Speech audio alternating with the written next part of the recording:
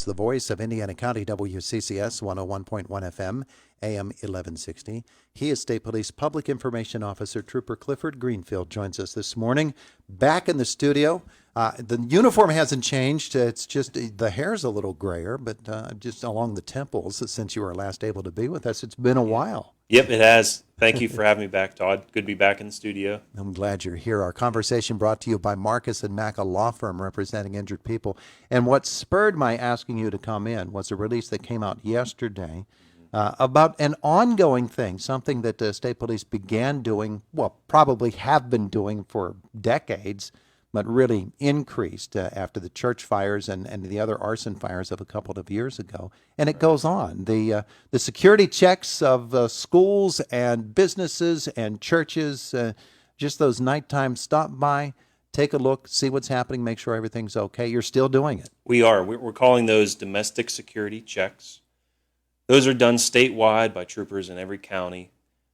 We are doing those with the goal of being as visible as possible in light of incidents of terrorism, arsons, overall criminal activity. We want to be especially visible at houses of worship, at schools, critical infrastructure sites, banks, community parks. Basically, it's when a trooper stops at those places during their shift when they have time to do so, and they're just there to be seen. They're there to watch for any suspicious activity or unauthorized vehicles. They may be checking schools, especially for unlocked doors, anything out of the ordinary. It's just part of our routine patrol duty. But we want the community to know that we're out doing this. So far this year in Troop A, we've conducted over 7,000 domestic security checks. These are done every shift during the overnight shifts and on weekends, schools, businesses, churches, critical infrastructure sites. People might think that these are only going to happen during the daytime, but it's important that it's a round-the-clock type of thing so that the presence is always felt, and somebody who's intent on doing nasty things, bad things, might know that there could be a state police trooper right around the bend. Right. Our supervisors have routinely advised us, even at roll call this morning, you never know what you might deter just by your presence. And that is a very important point for any patrol officer to know, for anyone in law enforcement to know, that seeing a marked patrol car in the area may deter something bad from happening. That's our goal. All right, so let's talk about how one of these actually happens. The state police trooper, maybe it's 2 o'clock in the morning, and a trooper might pull into a church parking lot. What is that trooper going to be doing? Right, so we would be looking for anything suspicious out of the ordinary, checking for unlocked doors. Physically getting out of the car? We may get out of the vehicle, sure, walk around the perimeter of the building or the facility, checking for suspicious vehicles in the area.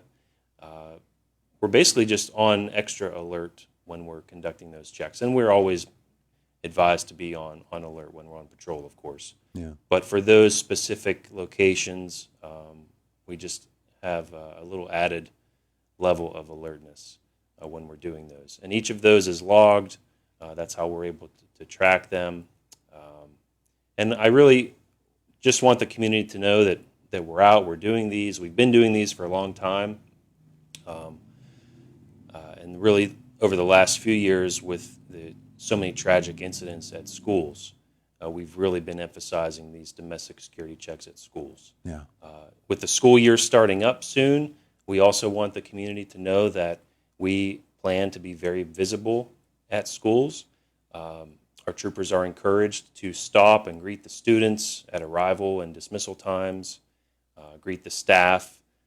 If the staff would like us to do a walkthrough of the school, we're welcome to do that. We're happy to do that. And even if we have time during our shift to sit down in the cafeteria and have lunch with the students, we're encouraged to do that. That's called the Trooper School Lunch Program. Yeah. That's an official Pennsylvania State Police program, to go into a school and have lunch with the students. That's true. I bet you school administrators and the folks who are there, and even the parents, knowing that their kids are having this opportunity to interact with a state police trooper, let's face it, kids, especially young ones, might be scared when they Right. see somebody in a state police uniform show up. Right. The opportunity to meet and find out that's just a person just like I'm a person, Yeah. and they're here for a reason, and that is to protect me. It's a very valuable thing. It is that making that first impression on a child is very important. That it's a good impression. In this position, I have the opportunity to do a lot of presentations for kids in schools, to attend events like National Night Out, which we had on Tuesday night this week here in Indiana Borough. And one of the things I always try to mention to the kids that I talk with is, you don't need to be afraid of us. I know my uniform might be intimidating. I know my patrol car or my hat might be intimidating, but I want you to know that we're here for you. You do not need to be afraid of us. Yeah, absolutely. So that's going on right now. The domestic security checks are a big part of what you're doing as well. As we do get toward the school bus season, there will be, I'm sure, an emphasis on safety around the buses, paying attention to the rules of the road there, and those flashing lights are so very, very important. And also, the state has beefed up its what used to be called the move over law.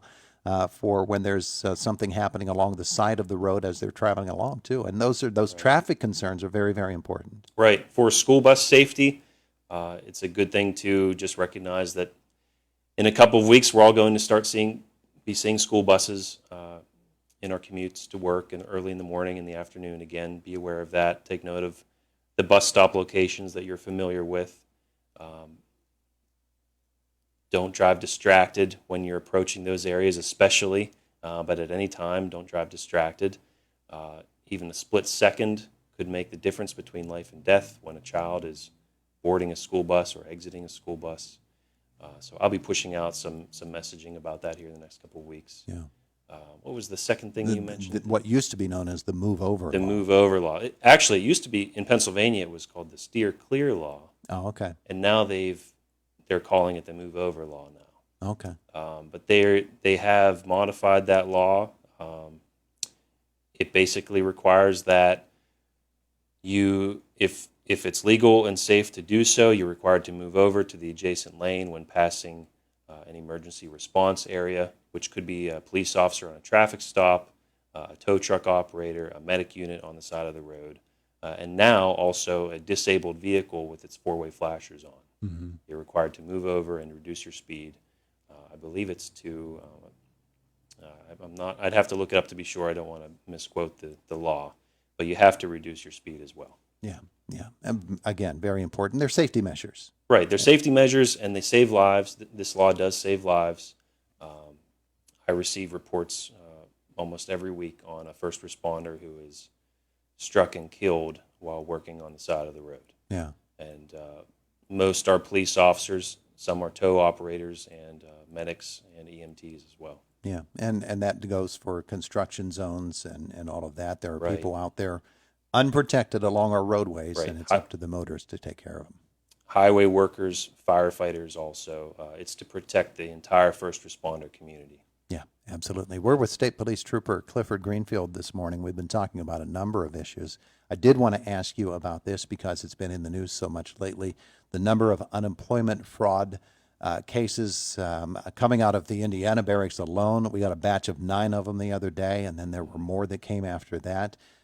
Any sort of fraud, identity theft, scammers, you want to know about that stuff because it's the only way to track them all down. Right. It's just been amazing to see so many of those come through. It's unfortunate that so many people in our area have been affected by those unemployment fraud scams.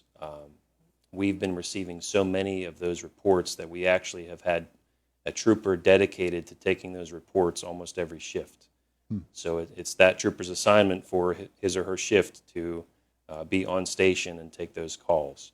I talked with a trooper yesterday who was assigned to do that. He alone had around 70, he estimated 70 such cases that he has investigated himself just within the last month or so.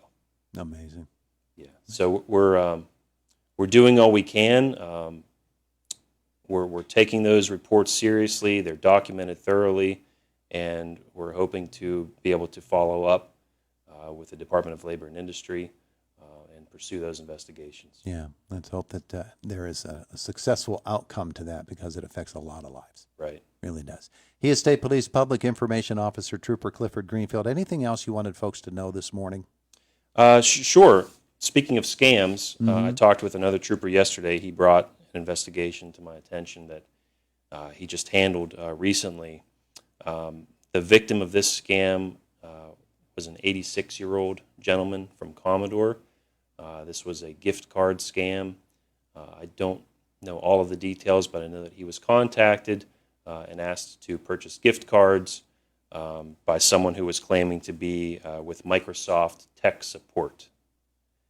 And this scammer, as I recall the trooper explaining this to me, actually was on the phone with this gentleman as the gentleman went to buy the gift cards, and was actively telling the victim, they may question this, they may ask you if this is a scam, and you need to tell them no, you need to ignore them and do what I'm telling you to do.